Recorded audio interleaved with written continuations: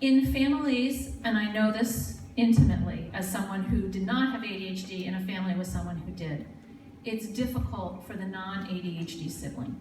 And what they feel like is that there's all kinds of attention and rules and bending of rules and accommodations that are made for the child with ADHD.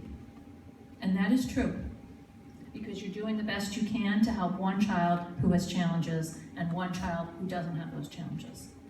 I suggest as much as you can to make the rules of the house as similar as possible. And since your kids are not the same age, what are their ages? 11 and 7. And who has ADHD? 11. Okay. So the 11-year-old, the challenge when it's the older sibling who has ADHD is that sometimes the younger child is more mature in certain areas than the older child. And that's frustrating. So that means that there has to be separate time for those kids and privileges that are associated with ages and also with demonstration of achievable skills.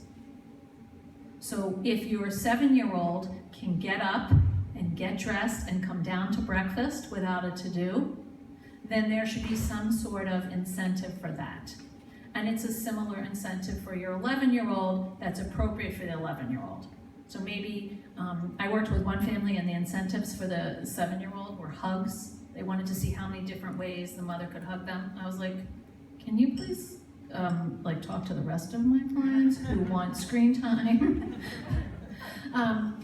Well, sometimes it's a game of cards, maybe it's shooting basketball. So create the intervention or the incentive so that they each have an incentive. It's just a different incentive, but the plan remains the same.